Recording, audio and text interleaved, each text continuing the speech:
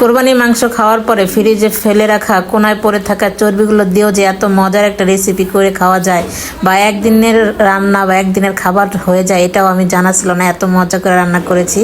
তো দেখেন, এই যে কোরবানির মাংস আমাদের সবারই কম বেশি খাওয়া শেষ হয়ে গিয়েছে, কোরবানি চলে গিয়েছে কবে।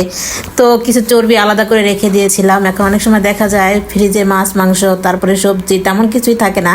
তো চিন্তা করলাম যে এই চর্বিগুলো দিয়ে কিছু একটা করে নেওয়া যাক। ছোট ছোট আলু দিয়ে একবারে ভুড়ির মতো করে ছোট ছোট করে চর্বিগুলো কেটে নিয়ে এই দেখেন আমি চর্বিগুলো বসিয়ে দিচ্ছি রান্না। তো আমি সমস্ত মশলাগুলো আমি লিখে এখানে আপনাদেরকে বোঝানোর সুবিধাতে দিয়ে দিয়েছি।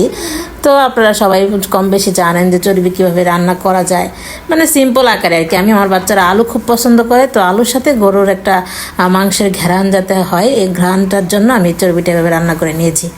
তো আমার 2-3টা বাচ্চা আছে, ওরা যদি আবার চর্বি খেতে না পারে, তারপর আমার শ্বশুর শাশুড়ি আছে মুরব্বী মানুষ, তারা যদি আবার খেতে না পারে, তো তাদের জন্য আরেকটা রেসিপি করে নিচ্ছি, ডিম ভুনা। আজকে কি একটা অবস্থা হয়েছে, একবারে ঘরে ফ্রিজে কিনে কোনো সবজি নেই, কোনো মাছ মাংস ছিল না। মাসের শেষ দিকে যেটা হয় সবার ঘরেই মোটামুটি হয় মনে হয়। তো আমরা মধ্যবিত্ত ফ্যামিলি, আমাদের ঘরে হওয়াটা এটাই স্বাভাবিক। তো কোনো কিছুই ঘরের মধ্যে আসলে ফেলনা না, কোনো কিছু ফেলে দেওয়ার মতো না আমি মনে করি। তো অনেক সময় দেখা যায় অনেকে চর্বি খেতে চায় না, চর্বি অনেকের ক্ষতি হয়, স্বাস্থ্যের জন্য ক্ষতিকর। কিন্তু আমি সবসময় আসলে খাওয়া হয় না। আমি চর্বিটা খাই কি করে, আমার চর্বিটা ফেলতেও মায়া লাগে, তো আমি অনেক সময় খিচুড়িতে রান্না করে খাই। তো আজকে আমি ভাবলাম যে আমি আলু দিয়ে একটু ভুনা ভুনা করি, দেখি কেমন লাগে।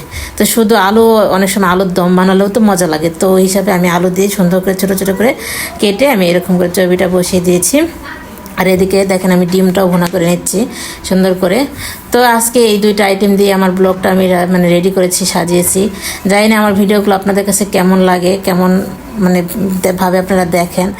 তো আশা করি সবার কাছে আমার ভিডিওগুলো ভালো লাগে। আর কষ্ট করে যেহেতু বানাই, তো সবাই একটু কষ্ট করে দেখবেন, প্লিজ পাশে থাকবেন, সাপোর্ট দিবেন, ভালোবাসা দিবেন। একে অপরকে সাপোর্ট করলেই তো আমরা একে অপরের গন্তব্যে এগিয়ে যেতে পারবো, সবাই সবার আশাগুলো পূরণ করতে পারবো, এই আর কি।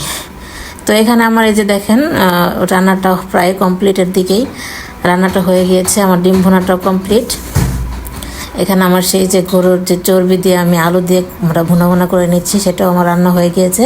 এই রান্নাটার ভিতরে না ঝোল না রাখলেই মজা লাগবে, ঝোলটা বেশি রাখার দরকার নেই।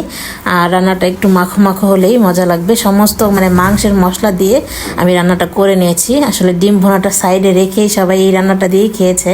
ডিম ভুনাটা যদিও করেছি আমি অপশনাল হিসেবে, তারপরও ডিমের সাথে চর্বিটাই আমার বেশি জমে গিয়েছে আর কি। চর্বিটা দিয়েই সবাই গরম গরম ভাতের সাথে খেয়েছে, তো খুবই ভালো লেগেছে। চর্বিটা যদি টাটকা হয়, বেশি দিন নষ্ট গন্ধ টন্ধ না হয়, তখন এই জিনিসটা ভালো লাগবে। যদি এটা বেশি বাসি হয়ে যায়, তখন এটা খেতে অবশ্য ভালো লাগবে না। তো আপনারা বাসায় ট্রাই করতে পারেন। আজকের মতো এখানে বিদায় নিচ্ছি। আসসালামু আলাইকুম।